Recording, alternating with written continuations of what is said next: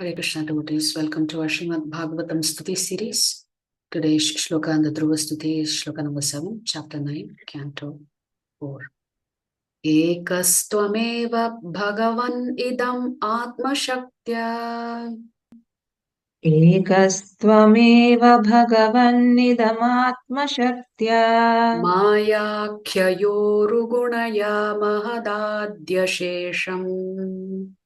Maya kyayorugunaya mahadadyashesham Shrishtvānuvishya purushasthadas guneshu. Shrishtvānuvishya purushastadasadguneshu Nāneva dārushu vibhāvasu vadvibhāsi. Nāneva dārushu vibhāvasu vadvibhāsi. Meaning, translation and purport by His Divine Grace Srila A.C. Bhaktivedanta Swami Prabhupada, Srila Prabhupada ki Jai. Ekaha, Ekaha, one. Tvam, you. Eva, certainly. Bhagavan, O my Lord. Idam, this material world. Atma Shaktya, by your own potency. Maya Akhyaya, of the name Maya. Uru, greatly powerful. Gunaya, consisting of the modes of nature. Mahat Adi, the Mahat Tattva, etc. Ashesham, unlimited.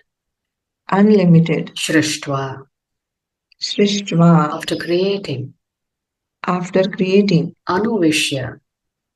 Anuvishya, then after entering.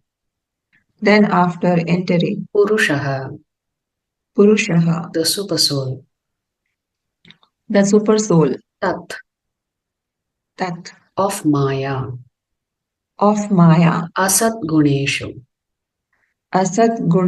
into the temporarily manifested qualities.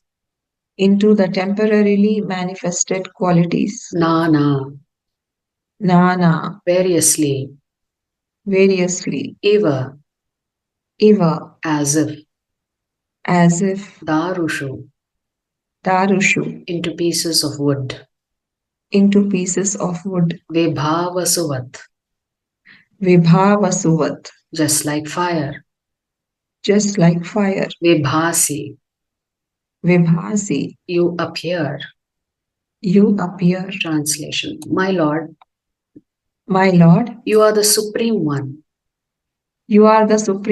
But by your different energies, you appear differently in the spiritual and material worlds. You create the total energy of the material world by your external potency.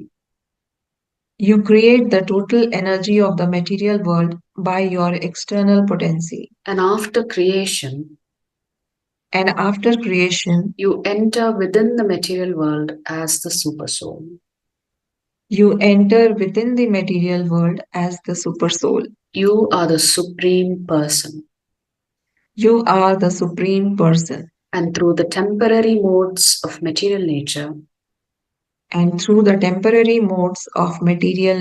you create varieties of manifestation. Just as fire entering into wood of different shapes. Burns brilliantly in different varieties. So let's read Prabhupada's purport. Prabhupada says, Dhruva Maharaj realized that the supreme absolute truth, the personality of Godhead, acts through his different energies, not that he becomes void or impersonal, and thus becomes all-pervading. The Mayavadi philosopher thinks that the absolute truth being spread throughout the cosmic manifestation has no personal form. But here, Dhruva Maharaj, upon realization of the Vedic conclusion, says, you are spread all over the cosmic manifestation by your energy. This energy is basically spiritual, but because it acts in the material world temporarily, it is called Maya or illusory energy. So Prabhupada is emphasizing that the conclusion of the Mayavadi philosopher is at best wrong or totally incorrect, or incomplete rather. Here, Prabhupada is saying, see, even Dhruva Maharaj has understood the conclusion of the Vedic scriptures perfectly well, that it is actually the energy of the Lord that pervades the entire universe. But behind this energy is a personality, is a person.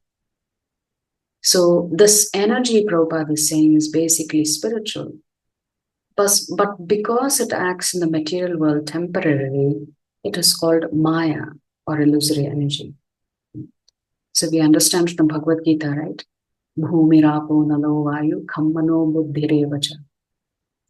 So this material world is made up of these 8 elements.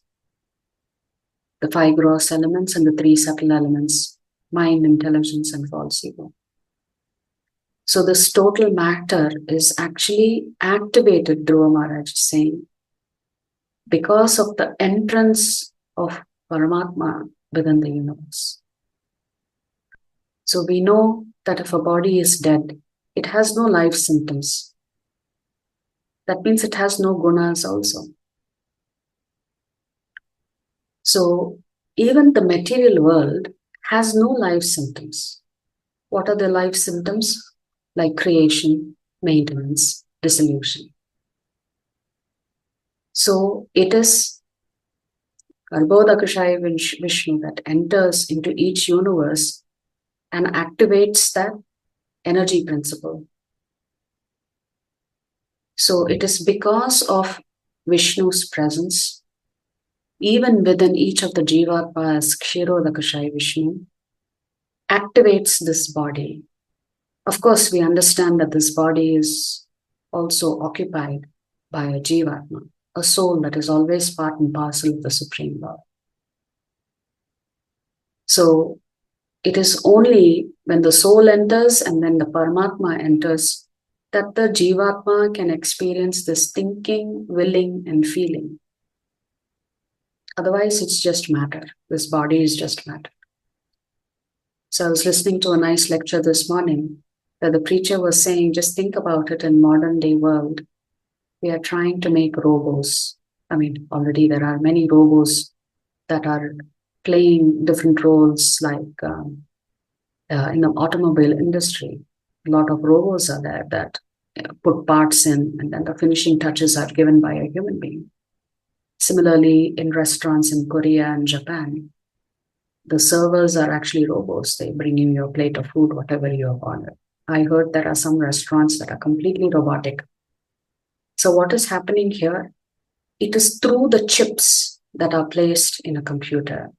It is only when the current is activated, it gives memory to that robot. And then that robot goes and does whatever job that it is programmed to do.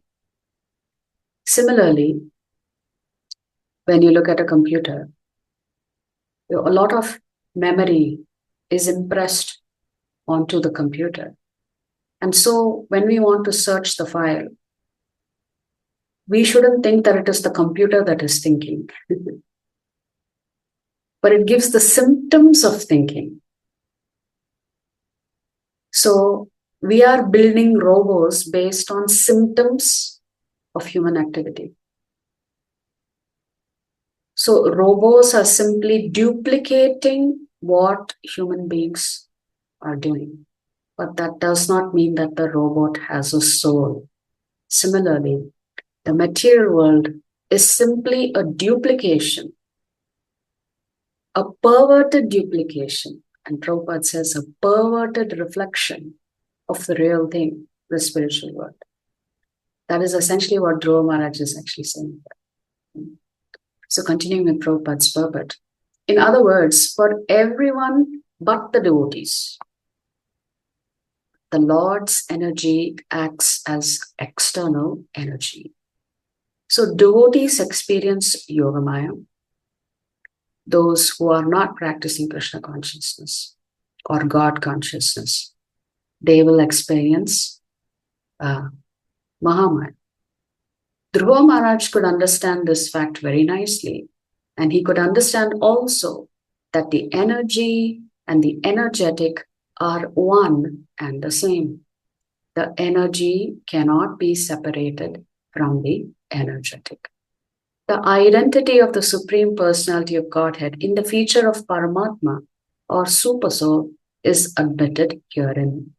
His original spiritual energy enlivens the material energy, and thus the dead body appears to have life force. That means without Paramatma entering into each universe, without Paramatma entering into each Jivatma and every single atom, nothing would have life. Voidist philosophers think that under certain material conditions, the symptoms of life occur in the material body. But the fact is that the material body cannot act on its own. Even a machine needs separate energy, electricity or steam, etc., Prabhupada says. It is stated in this verse that the material energy acts in varieties of material bodies, just as fire burns differently in different wood, according to the size and quality of the wood. So there was an interesting question asked in the lecture that I was listening to. The question that was asked is, why does Krishna, for a devotee who has decided that they want to go back to the spiritual world and resume their services in the spiritual world, then why does Krishna send Maya to create many impediments, even in a devotee's life? That was the question that was asked, which is essentially, why is Krishna troubling the devotees? That is the question. So, the problem is that we have so many different desires imprinted in our subtle consciousness from so many previous births. When those desires pop up in our subtle consciousness and we are unable to say no, that means we have not purified ourselves. In the sense, if the only desire remaining within you is how can I serve Krishna? How can I serve Krishna's devotees? How can I fulfill my spiritual master's instructions? If that's the only desire that is left in you, then Krishna will not allow Maya to trouble you. It is because you still have subtle desires that externally it appears that Maya is troubling the devotee because the devotee has not reached that pure state of love for the Lord. So sometimes we misunderstand and we think, okay, if I start chanting Hare Krishna, everything will be wiped away. There is, after all, something called prarabdha karma. So it is that prarabdha karma also that may be acting up. And the way a devotee looks at it is that everything is getting burnt away. Right? So our ability to say no to any temptations that Maya may present us is the key factor on whether we are making advancement or not. Can we say no to Maya? And can we say yes to Krishna all the time? That's the test for a devotee. So that is why Prabhupada is saying, in the case of devotees, the same energy is transformed into spiritual energy. This is possible because the energy is originally spiritual, not material. As it is said, Vishnu Shaktif Para Prokta. The original energy inspires a devotee, and thus he engages all his bodily limbs in the service of the Lord.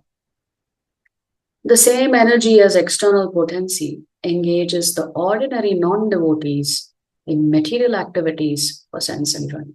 So ultimately, if you look at it, the energy is the same, but it is experienced differently between devotees and those who are not devotees. For devotees, it will propel them closer to Krishna. For non-devotees, it will propel them away from Krishna. Prabhupada concludes by saying we should mark the difference between Maya and Swadharma. For devotees, the Swadharma acts. The word Swadharma comes in the previous verse that we looked at yesterday. Whereas in the case of non-devotees, the Maya energy acts. So essentially, the material world is a duplication of the spiritual world. So if we are getting spiritualized through the process of chanting, then we don't experience the effect of Maya. But we should understand that Maya is a representation of reality. In the sense, illusion cannot exist unless the real thing exists. So illusion does not exist in a vacuum. So Krishna is more than happy to protect us from Maya, provided we are fully surrendered. But the most important thing is that for us, chanting changes our attitude towards Krishna. So chanting is the process by which we get purified. So just like the body has urges, the mind has urges, the soul also has urges. The soul simply has the urge to serve Krishna and nobody else. But because the soul is covered, because of the conditioning over multiple lifetimes, we experience separation from Krishna or forgetfulness of Krishna. And here Dhruva Maharaj is saying, yeah, it is your different energies, my dear Lord. Your energy works very differently depending on the consciousness of the person. And he is distinguishing between the material world and the spiritual world, how the material world is always going to be influenced by the three gunas. We experience the three gunas because of the presence of the Lord within us. And through all this multifarious energies, the Lord is creating so many different manifestations, so many different types of bodies. Just like different types of woods create different potencies of fire. But ultimately, the potency is the same.